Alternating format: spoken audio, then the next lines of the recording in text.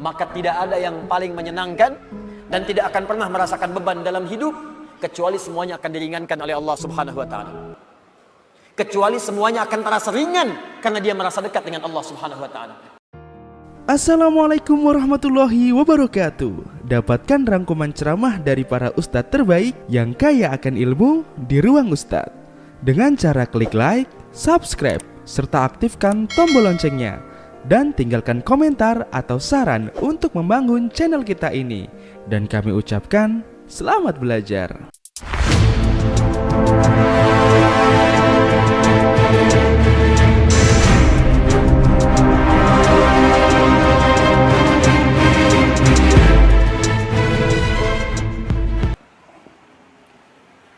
Saya ingin katakan pada Anda, kalau ada orang ragu, kemudian saya bersumpah, bukankah sumpah itu bisa membuat ia lebih yakin?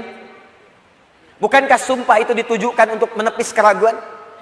Lihat baik-baik, manusia saja bersumpah, Anda bisa yakin. Sekarang Allah itu nggak bersumpah pun pasti benar. Tapi kemudian dihadirkan sumpah.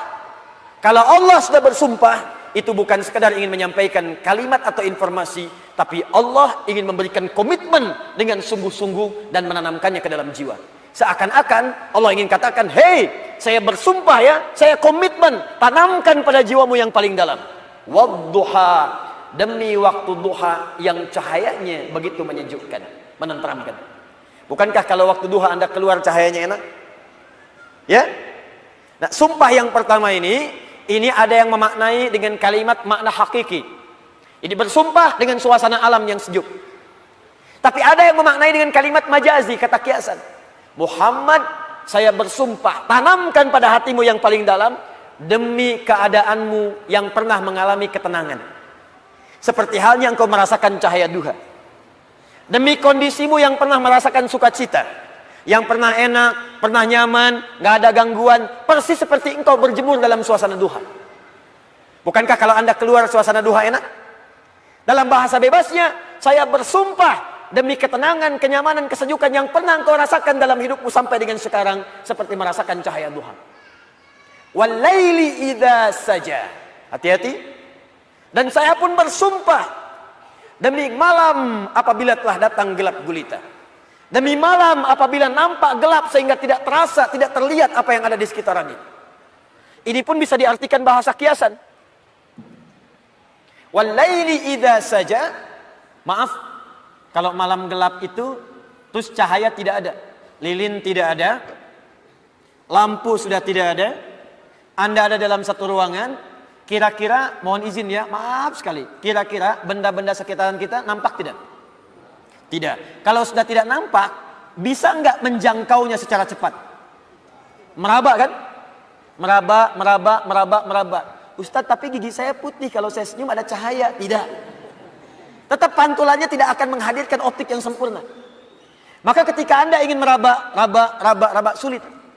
Ada orang, maaf ya, dihadapkan pada sebuah peristiwa, berat peristiwanya, seperti orang berada di tengah malam. Memang suasananya siang, matahari ada, tapi bebannya begitu berat sampai matanya terasa gelap, kayak orang limbung, jalan limbung. Pernah punya masalah di kantor, tiba-tiba baru datang, Anda dipecat. Oh, astagfirullah. Kenapa Pak? Jangan tanya alasannya, pulang saja. Padahal suasana siang, terang benderang, mataharinya juga terik, tapi seakan-akan kita mendapatkan sesuatu yang gelap. Pulang goyang. Ibu tiba-tiba baru nyampe di pengajian, dapat WA. Aku sudah tidak mencintaimu lagi. Oh, kenapa ini? Papa, apa yang terjadi? Apa mah? Ada SMS begini. Itu bukan nomor papa, mungkin salah. Tapi kalau itu benar, gelap. Jadi ada beban-beban tertentu dalam kehidupan yang terasa begitu gelap. Maka muncul kalimat walaili idza saja. Ataupun suasana yang engkau punya beban Muhammad, saking beratnya beban itu seperti engkau berada di pertengahan malam yang tidak ada cahaya. Sulit berjalan, sulit meraba sampai ada beban di pundakmu. Ma wadda'aka rabbuka wa ma qala. Tanamkan dalam jiwamu, aku bersumpah kata Allah, dan ini komitmenku kepadamu. Baik engkau dalam suasana suka seperti waktu duha, ataupun dalam suasana punya beban yang sangat berat, tanamkan, yakinkan pada jiwamu, aku tidak akan pernah meninggalkanmu untuk selamanya. Jangan dengarkan perempuan itu yang berkata, Tuhanmu telah meninggalkanmu. Inna sahibaka qad qala. Dijawab langsung oleh Allah, ma wadda'aka rabbuka wa ma qala. Enggak akan pernah Tuhanmu meninggalkanmu, apalagi kemudian menjauhimu. Ini kata para ulama, ini manhaj yang pertama. Bila seseorang dekat dengan Allah dan selalu mendekatkan diri kepada Allah untuk bertakarrub, dekat sampai merasakan kedekatan dengan Allah, maka tidak ada yang paling menyenangkan dan tidak akan pernah merasakan beban dalam hidup kecuali semuanya akan diringankan oleh Allah Subhanahu wa taala. Kecuali semuanya akan terasa ringan karena dia merasa dekat dengan Allah Subhanahu wa taala. Di bahasa singkatnya begini, kalau Anda dekat dengan Allah, baik dalam suasana senang tidak akan melalaikan. Biasa saja karena yang paling tingginya Allah. Dan kalau sedang punya musibah pun gak akan berpengaruh.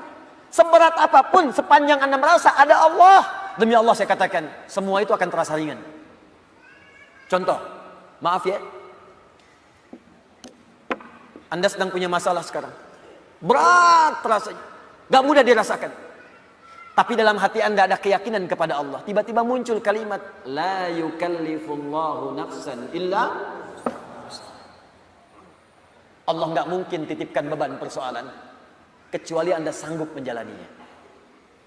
Jadi kalau orang-orang yang dekat dengan Allah, di hatinya ada Allah, dalam pikirannya ada Allah, ingatannya terhadap Allah, jadi yang lain itu terasa kecil.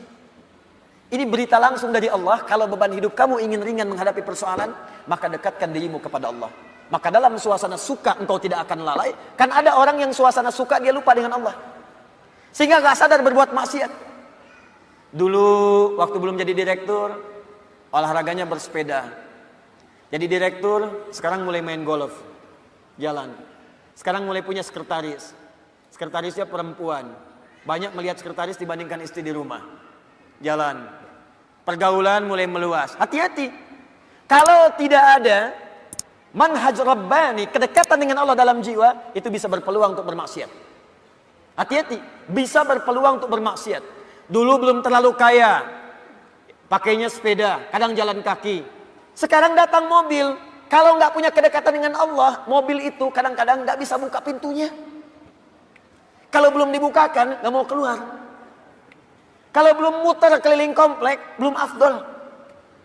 Dulu ke masjid bisa jalan, jarak ke masjid cuma 10 meter.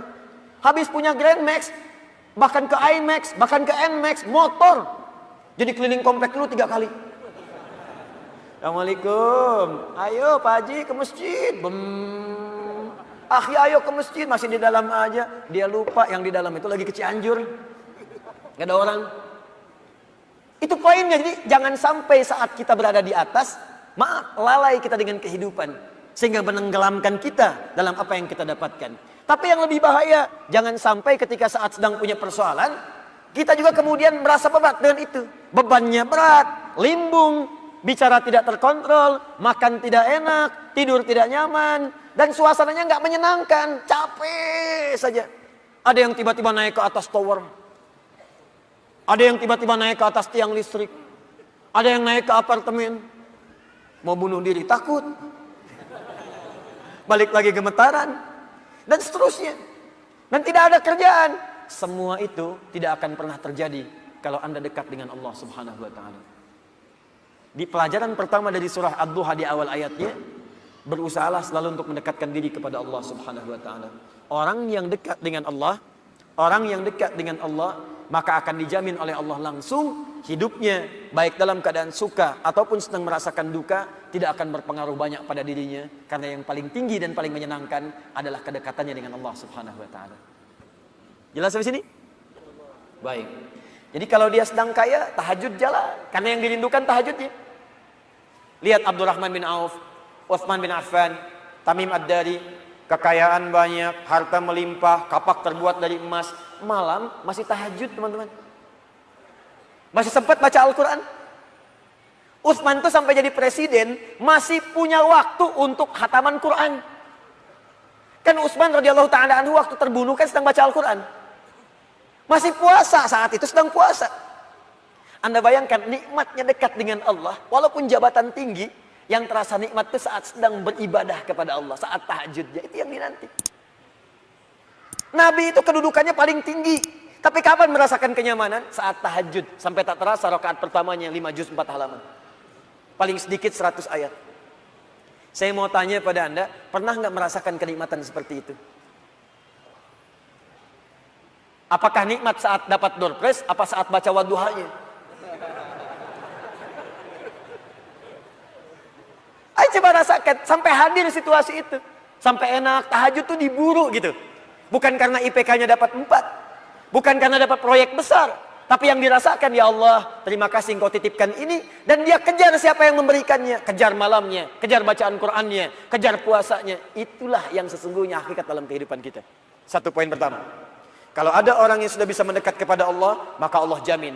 Dalam syukurnya, dalam situasi dia tenangnya, nyamannya, dia tidak akan menjauh dari Allah. Dan dalam situasi dapat musibah pun tidak akan banyak berpengaruh dalam kehidupannya.